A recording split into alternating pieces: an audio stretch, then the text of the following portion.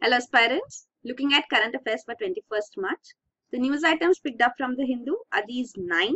We'll look at them in detail. The first one, Vodafone Idea merger creates India's biggest telecom firm. So Vodafone, which is a UK-based company, the India unit of Vodafone and Idea, which is led by Kumar Mangalam Birla, have agreed to merge. So merger will also take place over a year.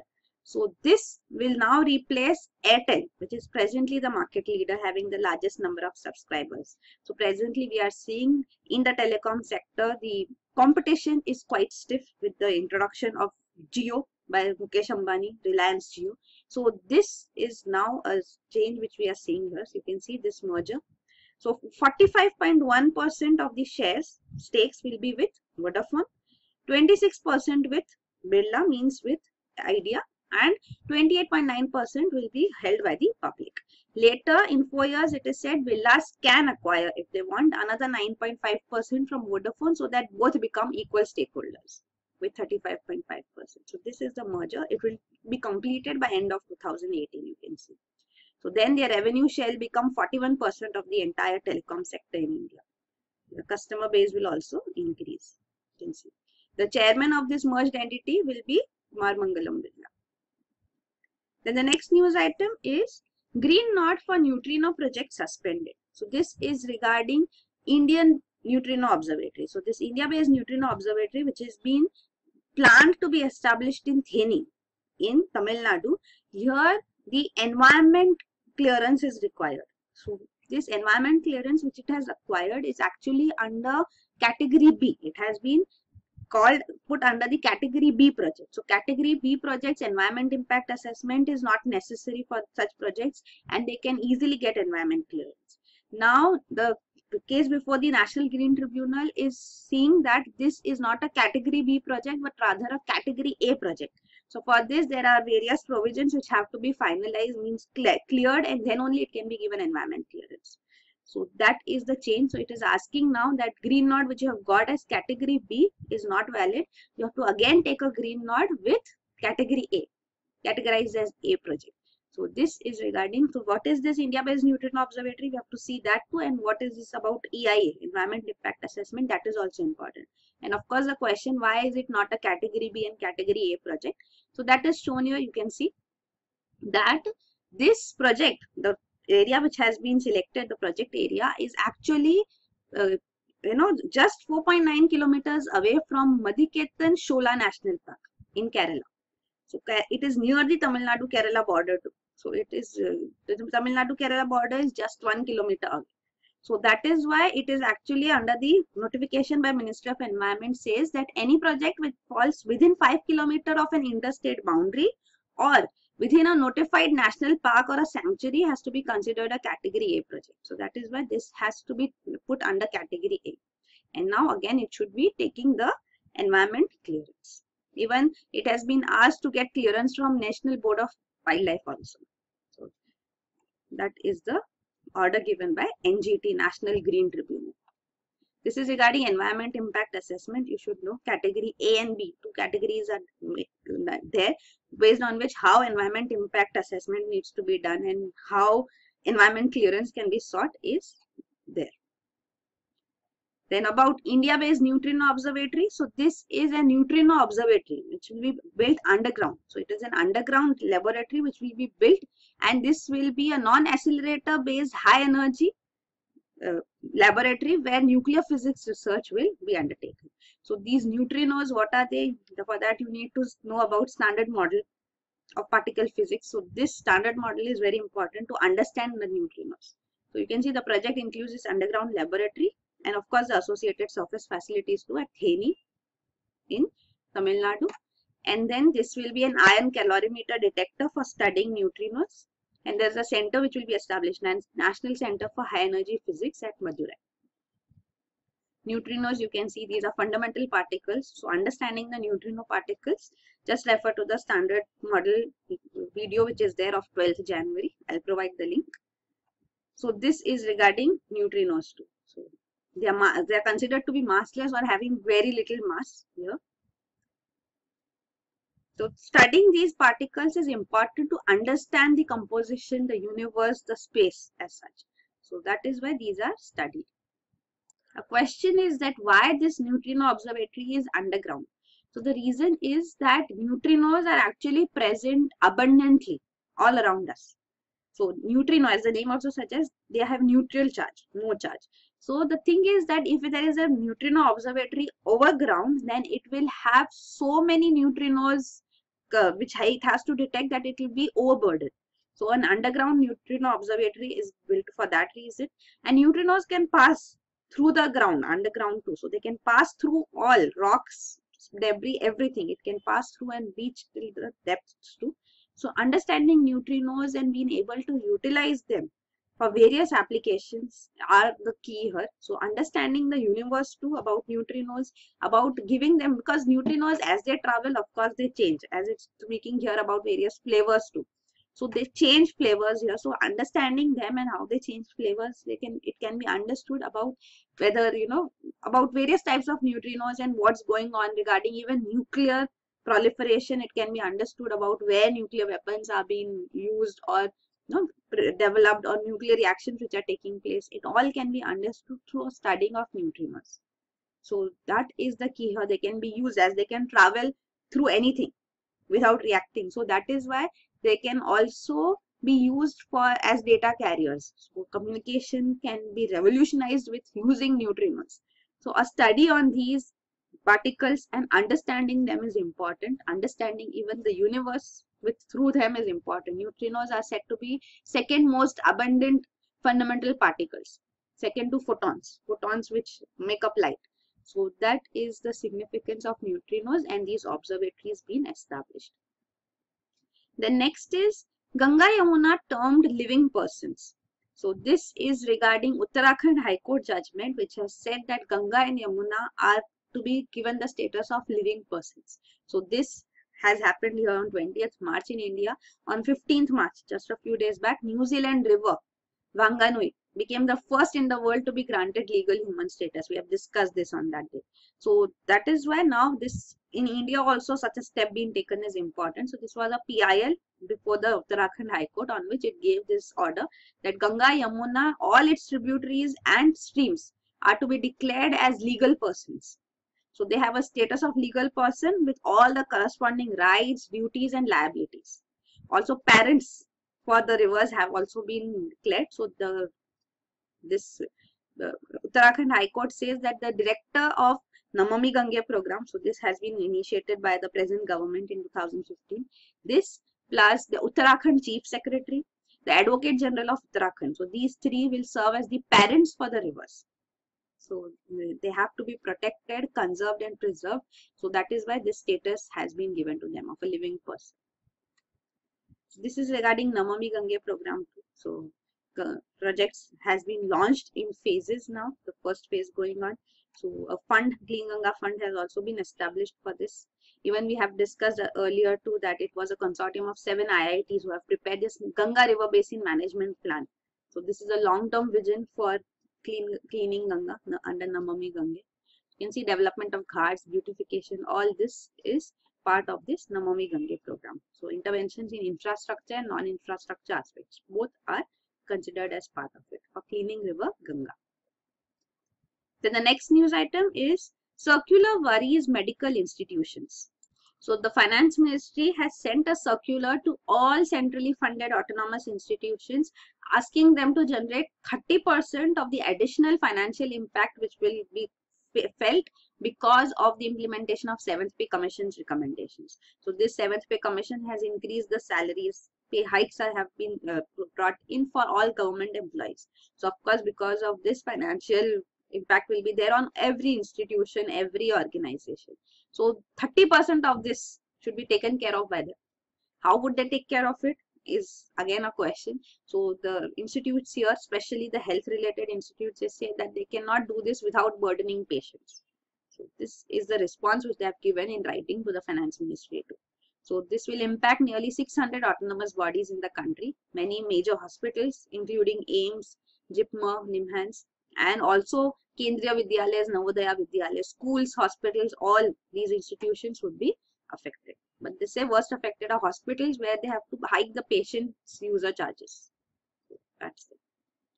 Then the next news item is internship may soon be must for technical degrees. So this is All India Council for Technical Education, the regulatory body for technical education in the country. It says that for all technical degrees, it would be mandatory to have internship done. So this will be gradually implemented, means in about 3 years it is estimated that this can be implemented, that internship will be mandatory, means a candidate who is acquiring a degree has to first be an intern, means in the field, and then only they would be awarded the degree.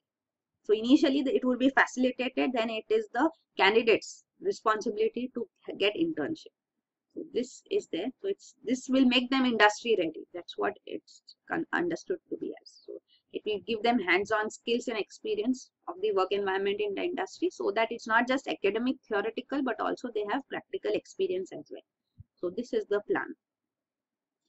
Then the next news item is clean Padmanabha Swami temple tanks by May 15, Supreme Court. So this specific news is not important. This is the direction given by Supreme Court to clean the water tanks of Sri Padmanabha Swami temple. But this temple is important for us. So understanding that.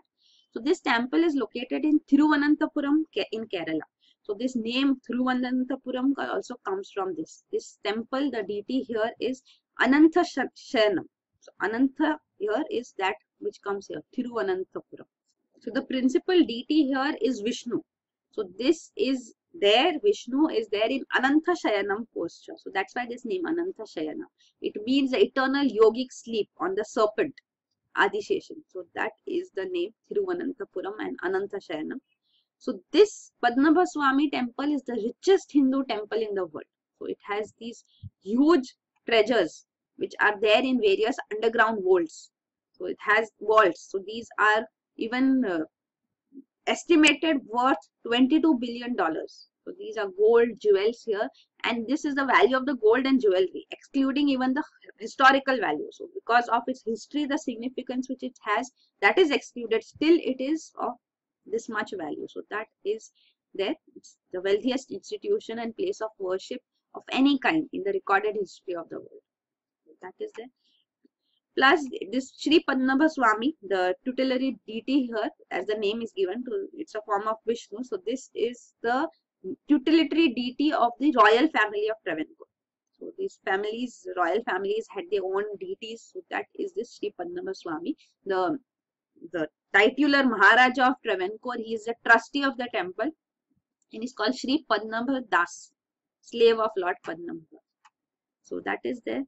And in this temple, again, it is in use because it allows only those who profess Hindu faith to be allowed to enter the temple, and devotees have to follow the dress code here. And it has been in use for the wealth and for this. So these two aspects are there. So that is there. Thiruvananthapuram name, you can see in Malayalam, it means the city of Lord Ananta, so the deity of Padmanabha Swami temple. The architectural style of this temple, you can see, this you see is called Gopuram. So this is actually, the architectural style is a fusion of indigenous Kerala style and Dravidian style of architecture for temples. So this is the Gopuram, Gopuram means the gateway. So these are huge pyramidal gateways which are generally there in Dravidian temples. So these are overarching, you can see. So this is the temple, main temple, and that is the gateway entrance. So this is regarding here Padmanabha Swami temple. You can see one vault still has not been opened, and that is said to be locked with a spell. So it can be opened only by the person who has this knowledge. So that's what the priests here, learned men, they can open it. So that's what it says. It has a serpent's image on its door. So it is considered as nobody should actually open the door. It's threatening anyone who tries to enter it. So that's what it is considered. So there are such ideas too, that it should not be opened. Of course, there is treasure in all these two. The judiciary has intervened in this, and regulation has been brought in on the board and the wealth which is there up here. Then the next news item is Kishanganga off the menu in Indus talks. So there is Indus Water Commission discussions which are going on. So the representatives, Indus Water Commissioner of India and the Pakistani counterpart, they are having these discussions presently in Islamabad. So they are discussing with excluding Kishanganga and Ratlev dam projects. So these two projects of India on which Pakistan is protesting are not being discussed presently because of Pakistani position on them only. So we'll wait and watch. The talks will conclude. So what conclusions have come out through it, we'll come to know.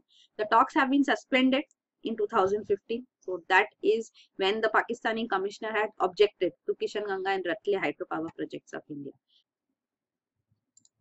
So in 2016, both the countries also agreed for third-party resolution, means to bring in World Bank. So World Bank is the entity which has brokered the Indus Water Treaty of 1960 between India and Pakistan. So that is why this third-party resolution was sought for.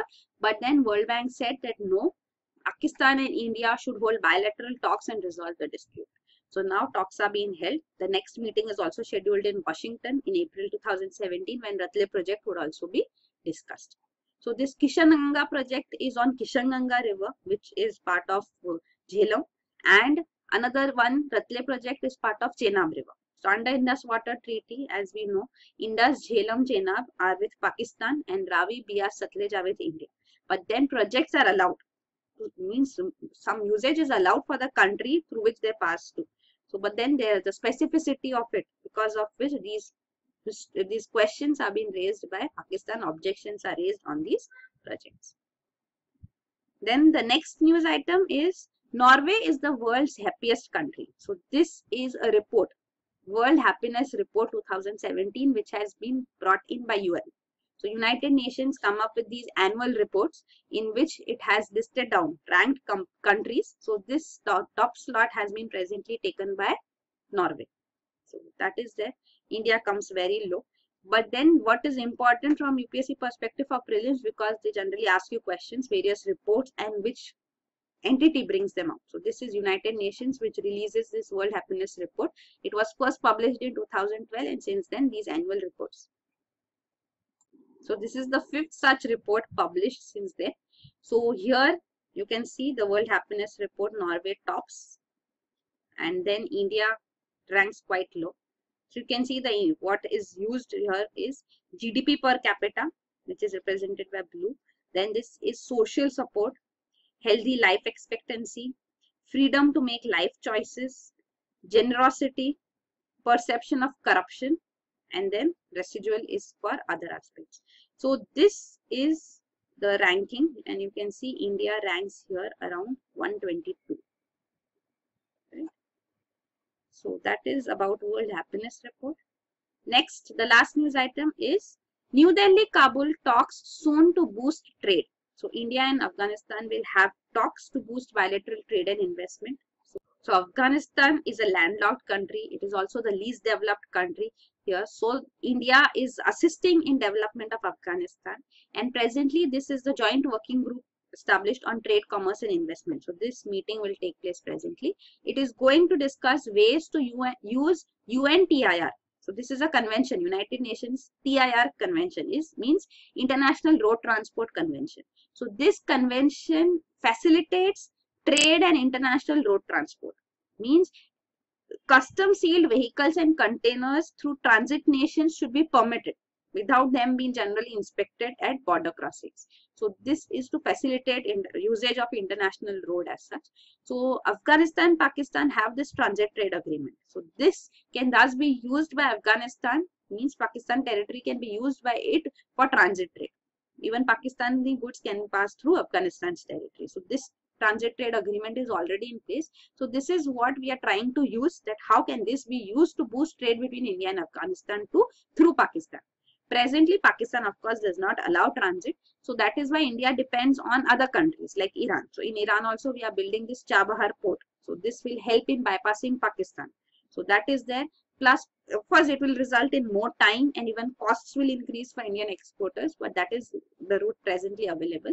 So if once Chabahar port is developed, this will be facilitated. Plus also India is looking at sending air cargo to Afghanistan. So these steps are being taken so that trade relations can be built with Afghanistan, Iran, and also other Central Asian countries beyond. So that is it. These are the news items. Thank you.